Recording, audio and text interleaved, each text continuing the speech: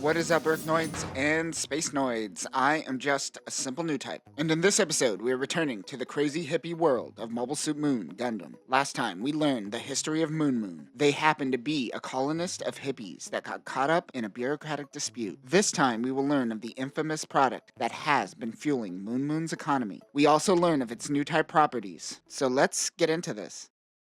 Minerva meets with Yuta, who is wearing a Neo-Zeon uniform. She wonders why he has changed from his EFF uniform. He seems to be genuinely confused about what to do. He hates what Char did to Agos, but if they were to run away, most likely EFF would capture them. Perhaps this is the safest place for them right now. Minerva grabs Yuta's hand and tells him to speak the truth. She tries to fuse with him, but it doesn't work. He says they need to be closer to a psychoplate for it to work. Maybe they can escape and get close to one so they can fuse. That is when Char walks in. He wants her to finish her sentence. She ultimately doesn't have a plan. Char mentions that the two of them not only create a new type residence, but potentially their consciousness merges into one. He says this could redefine human history. He hesitates and says, if it occurred naturally. He looks at Yuta. Back on Moon Moon, Renault draws his sword on Raymel. She says that the Light Tribe vanquished darkness, but the Licht family has been a mediator of the darkness since then. They have kept this a secret for so long. She looks at Renault and realizes that he hasn't even told Sarasa. He hasn't confided in anyone. Sarasa tells Raymel to speak up. Renault says,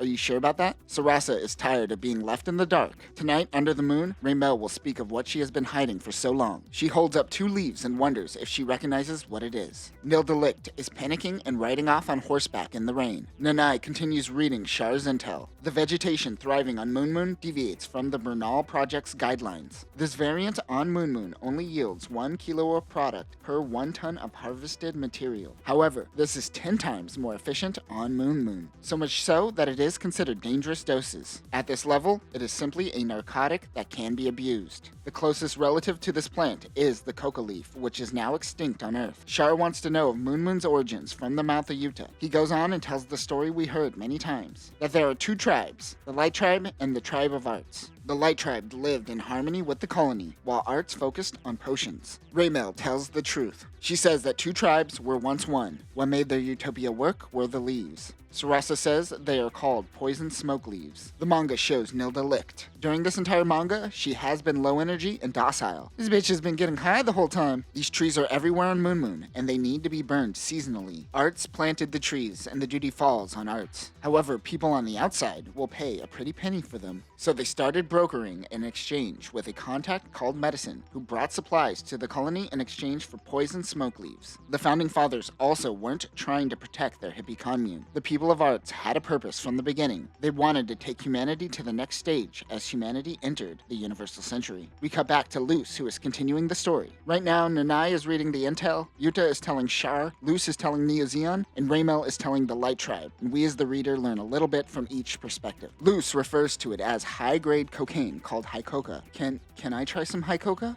The man who became the leader of Arts was a medical school dropout turned hippie. He originally produced Hycoca. Later, he would split off from the Light Tribe and declare himself king. He did this based off of the foundation that is, essentially, new type theory. This happened decades before Daikum's proposal. Yuta tells Char that Arts used an elixir to sever the body from the soul, which should reconnect to the Great Source. But it was a one-way journey, a mass suicide. Some zealots even poisoned the water supply. This led to the division that caused the Civil War. Also because of the bad paneling on the colony, half of the people befall to a congenital disease. The Light Tribe abandons these children, and the people of Arts take them in. Alfonso tells Renault to kill Raymel, but she tells him to be silent and calls him father. The people of the Light Tribe gasp. Raymel laughs at the people of the Light Tribe and calls them hypocrites. Their entire foundation is built off of a vice. This is all drug money. They are the reason they can live in their so-called utopia. Char fills in the gaps in the story that Yuta didn't know. His whole world turns upside down. Sarasa looks at Renault and asks him if this is all true. He is silent. Sarasa doesn't care. From this day forward, the two will bear the burdens together. Raymel laughs and says that Sarasa is worthy of being her wife. She shows her face for the first time in the manga. The Light Tribe realizes that she is a woman. Char tells Yuta that he shouldn't feel like he should bear the burdens of something that happened generations ago, but he says that their burdens are inside of him. No one should put anything inside of a young child. Luce tells Neo-Zeon that it isn't the drug that caused him to invade this colony. It was the people. Poisoning the water supply was never supposed to lead to mass suicide. The components in Hycoka is also used in cyber new type upgrades. It creates a trance-like state which allows emotional receptivity, creativity, and empathy. All the things a new type senses. A state which allows one to see God. This vision or interaction, whatever you want to call it, frees them from the physical. This was Art's true goal. They essentially wanted to turn everyone on Moon into new types. Even isolated from the outside world, they were thinking of new type theory and tried to artificially induce it. Modern-day universal century theorists believe that new types are realized through great emotional loss of the physical body. Even though the Light Tribe stopped Arts, there is still an abundance of Hycoka. It rains, the plants become mush and compost, and eventually grow anew. It's in the soil. Through generations, it is possible that Arts' plan has come true. High levels of Betnar are in Yuta's bloodstream. Over a century of exposure to this, it seems that his generation has higher levels of the previous generations. Shar says, in other words, Yuta is not a real new type. He is a cyber new type. Ha! Now you know how Gune feels. Shar probably says that to Gune every night before he goes to bed. Remember, you're not a new type. I made you. He tells Minerva that there are traces in her as well, which was most likely caused by the two's new type fusion. That was artificially induced as well, and will fade soon. Shar wants to keep a close eye on Yuta. He doesn't want Yuta to go full Agos. On Moon, Raymel wonders where their mother is currently. She tells them all that Nilda is an addict who is constantly smoking that poison smoke leaf. Raymel says that the Hycoka prevented her from taking her own life. She wonders what would leave her in such a despair in the first place. Nilda rides off while thinking of the past. She marries into the Licht family and bears Alfonso's children. But something is wrong with the child. Camillo, the butler, takes the baby to the forest of abandoned children, but Nilda saw that he took the baby. He meets with the previous leader of Arts. He wants to give the child to the forest of abandoned children, but they decline. They don't want to bear the burden. The Licht family and Moon family have a marriage arrangement. It seems that the problem with Renault is that she was born female. Bearing a female can ruin Eldmoon's marriage agreement and cause Nilda to be cast out. I'm still not completely sure why though. But the abandoned children have families on their own, and some aren't burdened with a congenital disease. One such child was recently born. The children born without congenital diseases become the leaders of Arts. Their plan is to switch the children. This is why Renault has the marking of Arts. When Camilla returns with the new baby, Nilda can sense that he did something and rejects Renault. She doesn't want this child. Raymel is the real Renault. Renault spent his whole life wondering why his mother never truly loved him. It was because she knew he wasn't her blood. They have been swapped for too long. It is time for them to switch back. Renault slices through Raymel's cloak to reveal that she is wearing armor. She rips off Renault's clothes to reveal his marking of Arts. She is the rightful leader of the Licht family. Since Neozeon made their appearance, the Licht family failed at protecting the Light Tribe and created this war. Nilda continues riding in the rain when her horse trips. She falls off and gets impaled onto a tree. Well, don't get high and ride horseback, I guess. Also, where was she going? Was she gonna warn everyone, or was she running away? I guess we'll never know. Raymel tells her people to take Renault back to the forest. He says that the past doesn't matter, and all that matters is that he fought for the people of the light. He reaches his hand out to Sarasa, but she doesn't reach back.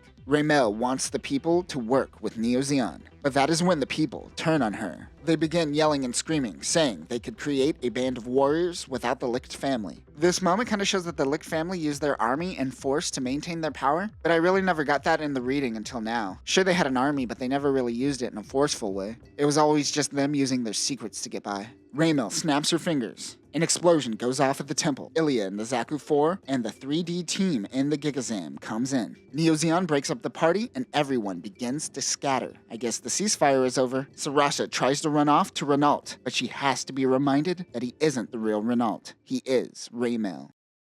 And that will do it for this episode. It seems like we are moving into the final act of this manga as all of the pieces are in place, as Luce puts it. It is kind of crazy that hippies accidentally created both new type theory and cyber new types before the outside world. Parallel thinking is bound to happen. Although Hycoka is a narcotic, they are making it like it is a psychedelic. They don't seem to understand drugs, but that's fine. Next time. Oh, there is no next time. We are all caught up in Mobile Suit Moon Gundam. It does suck that we will most likely have to wait half a year to get another episode, but I imagine this manga will be wrapped up very soon. And by soon, I mean in the next 2 years probably. But that will do it for now, new types. Remember to take Hycoka in small doses. Peace.